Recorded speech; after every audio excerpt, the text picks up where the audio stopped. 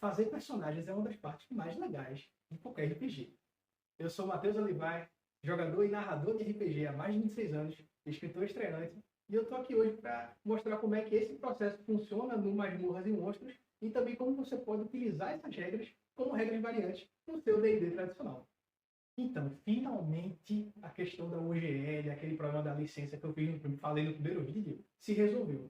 Os fãs conseguiram pressionar tanto a empresa que ela voltou atrás e decidiu tornar todas as regras do D&D quinta edição livres e gratuitas para sempre. Pelo menos essa é a promessa e eles estão resolvendo essa documentação aí. Mas eu gostei tanto, me empolguei tanto com essa coisa de criar meu próprio sistema, na verdade, compilar todas as modificações que eu fiz no D&D ao longo do tempo e que virou outro jogo, né, praticamente, que eu vou continuar fazendo isso, mas lembrando que todas essas regras são compatíveis com o D&D quinta edição, para você utilizar aí como você quiser. Então, todo esse material que eu estou mostrando é de playtest, eu já usei algumas vezes e funcionou muito bem, mas fica à vontade para usar e modificar do jeito que você quiser, inclusive se está escrito lá no PDF, beleza? Uma das minhas primeiras birras com o D&D é a questão dos atributos. Eu não gosto, eu já tinha falado no outro vídeo que eu não gosto muito de como alguns deles funcionam, mas principalmente o lance dos modificadores é de lascar para mim. 12 e 13 é mais um, 14 e 15 é mais dois. Complica demais, tanto que o Mutantes e Malfeitores e alguns outros RPGs derivados do D&D já não utilizam mais esses números. Porém, eu acho muito legal dizer, meu personagem tem força 18, então a modificação que eu fiz essa é a principal, por isso que eu estou começando com ela. Se você for aplicar no seu D&D, você vai precisar mudar um pouco a questão do combate, mas eu vou explicar isso depois, em outro vídeo. Mas a principal modificação que eu fiz é que cada ponto conta. Então, se o seu personagem tem força 13, ele tem que ser mais forte do que alguém que tem força 12. Como é que eu faço isso funcionar? Todo ponto acima ou abaixo de 10 concede um bônus ou um modificador. Então, se você tem força 11, bônus de mais 1. Força 12, bônus de mais 2. Força 13, bônus de mais 3. Você tem 9, penalidade de 1. 8, menos 2. 7, menos 3. Então, fica fácil de calcular isso. E, ao mesmo tempo, esse valor é significativo. E aí, os bônus de cada espécie, dos anões, dos elfos, né? A gente está evitando usar o termo raça hoje em dia, eu vou falar disso já já. Isso passa a fazer muito mais diferença no jogo. E cada ponto é significativo. Quando o seu personagem ganha um ponto de atributo, isso faz toda a diferença. Por outro lado, essa modificação traz a necessidade de evitar números muito altos no começo. O que tem a ver com esse sabor, esse flavor. O D&D, desde o começo, é um jogo muito mortífero, assim, e os personagens vão se tornando quase semideuses no final de uma campanha. E isso é muito legal. Mas é bom ter tempo para se acostumar com os poderes. Então, eu particularmente não gosto dos personagens dos jogadores começarem muito poderosos. Eles têm que ser ligeiramente acima da média, eles têm que se tornar heróis. O personagem de primeiro nível não é para ser o cara mais rochedo da cidade. Tem que apanhar um pouquinho. Até para educar, porque jogador é um bicho muito difícil. Então, tentando me distanciar um pouco da nomenclatura do D&D para fazer a minha própria forma de funcionar, no jogo nós temos 4 atributos físicos e 4 mentais. Certo? Nós temos força, que é força física mesmo, não tem muito o que fazer, mas cada ponto de força acima de 10 equivale a 20 quilos, seu personagem consegue carregar acima de 100. Então, força 11, 120. Força 12, 140. Assim vai. Então, o personagem que começa com força 16, que é o máximo, está levantando mais de 200 quilos. Tá bom demais para um personagem nível 1. A partir daí, a gente tem agilidade, que reflete, né, essa velocidade do seu personagem, influencia na defesa para escapar de baforar do dragão e tudo mais. A gente tem o vigor, que é o que vai definir os seus pontos de vida, que é diferente no meu sistema. A gente tem que, vamos ver isso depois. Ponto de vida é diferente do ponto de vida tradicional do D&D. É uma regra mais parecida com o Star Wars, que tem outra adaptação. A gente fala disso depois. E a gente tem a percepção, é o quarto atributo, e tem a ver com como o seu personagem nota as coisas, como ele enxerga o mundo. Os atributos mentais são intelecto, que é poder de raciocínio e de memória do seu personagem. Você tem o espírito, que é a conexão com o sobrenatural e é o principal atributo para fazer magias. Você tem a presença, que é um nome um pouco mais impactante do que carisma, acho eu, apesar que eu gosto muito do nome carisma, mas presença não tem a ver com o seu personagem ser legal, mas enquanto ele impacta o mundo e a reputação que ele vai criar. E você tem a sorte, que eu já expliquei no outro vídeo. Então, no jogo, isso está lá no PDF, como é que isso funciona? Nenhum atributo pode ser menor do que 6, nem maior do que 16, mesmo contando os bônus da natureza, que é o próximo ponto que eu vou falar agora. Então, como é que funciona a distribuição? Você começa o jogo com 85 pontos para distribuir E se você pensar no personagem mediano, um humano médio, ele teria, além dos bônus por ser um ser humano, que a gente vai falar daqui a pouco, tem 10 em cada atributo desse. Então daria 80 pontos. Um personagem com 85 pontos, ele tem um bônus equivalente a um bônus normal de um personagem com a distribuição tradicional do D&D. Ele tem mais 5 de modificador, certo? Então, 85 pontos, você tem mais 5 para poder distribuir aí. Ou você colocar atributos menores. Você pode baixar o atributo para 8, por exemplo, você ganha mais 2 pontos para gastar. Inclusive, no meu sistema, você pode gastar 2 pontos de atributo para comprar um poder, que seria o equivalente a um talento no D&D tradicional. Beleza? E aí, o que vai modificar esses atributos? Depois que você distribuiu tudo isso, você tem 3 outros conceitos que vão influenciar a construção do seu personagem antes de escolher a classe. A natureza, que seria a raça, só que a gente evita falar isso. O próprio D&D está mudando esse termo hoje em dia.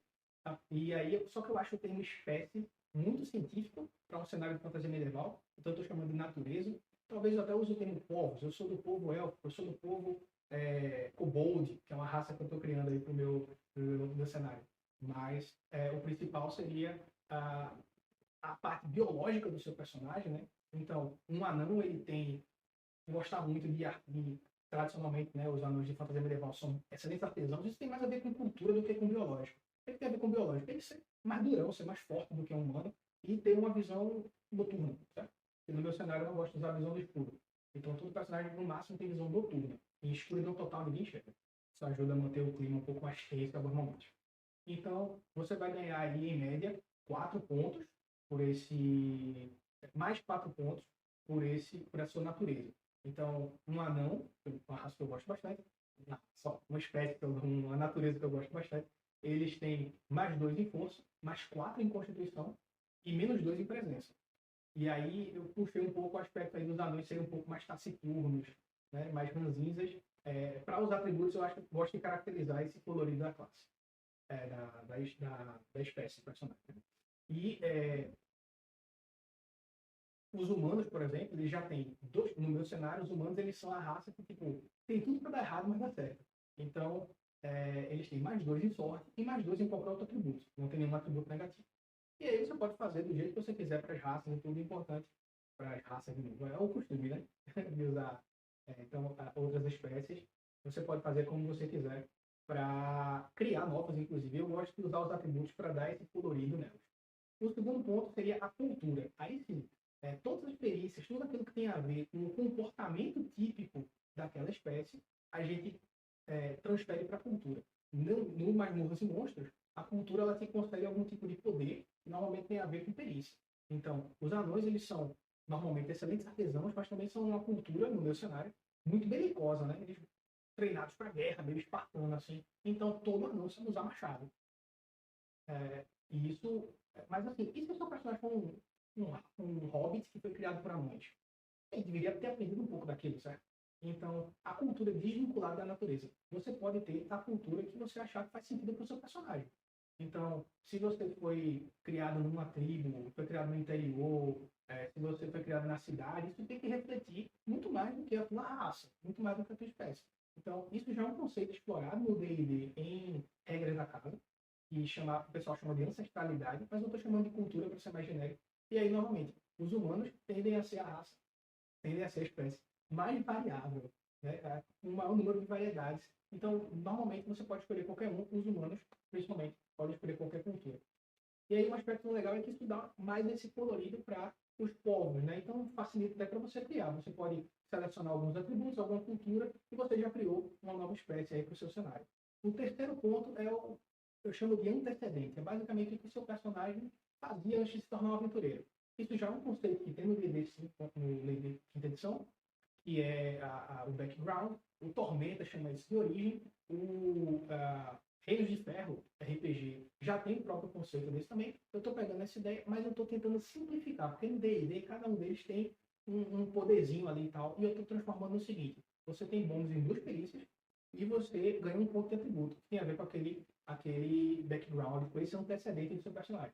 Então, por exemplo, se o seu personagem foi um fazendeiro, que é uma coisa que normalmente a gente não fala no personagem foi um fazendeiro.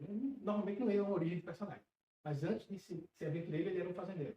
Então, o que o fazendeiro saberia fazer? Ele teria um conhecimento sobre a natureza, ele talvez tivesse um bônus de vigor ou de força e um conhecimento sobre cavalgar, por exemplo. Então, basicamente, você escolhe duas perícias que você ganha mais dois de bônus e você escolhe um atributo que tem relação com aquilo. Você pode construir o seu ou você pode adaptar algum. Então, o pirata, que é um background que tem no D&D, eu colocaria como sendo o cara tem bônus de navegação e intimidação, que é uma coisa que tem a ver com o pirata, ou talvez ele saiba usar algum tipo de arma, né? Arma de fogo ou sabre. Então você poderia escolher aí duas perícias e ganhar um ponto em agilidade ou em percepção. Então é basicamente isso. Esse é o começo da construção do personagem. O próximo passo é a seleção das classes e das perícias que todo esse background aí vai estar trazendo para o teu personagem. Eu vou fazer no próximo vídeo. Tudo isso que eu falei e muito mais está lá no PDF, que está no meu site. Fica à vontade para pegar, para mexer, para fazer o que você quiser, porque vai ficar tudo liberado lá para sempre, sob a licença Creative Commons. E eu quero que é um material de playtest, então quanto mais gente jogar, melhor, para saber se está funcionando. Deixa aí nos comentários o que você quer ver, o que você achou, e vamos criar uma comunidade legal sobre isso. Muito obrigado por ter assistido esse vídeo, ter chegado até aqui. Não esqueça de compartilhar com seus amigos e de amar uns aos outros. Vamos fazer o mundo um lugar um pouquinho melhor, uma mais burra de cada vez. Valeu!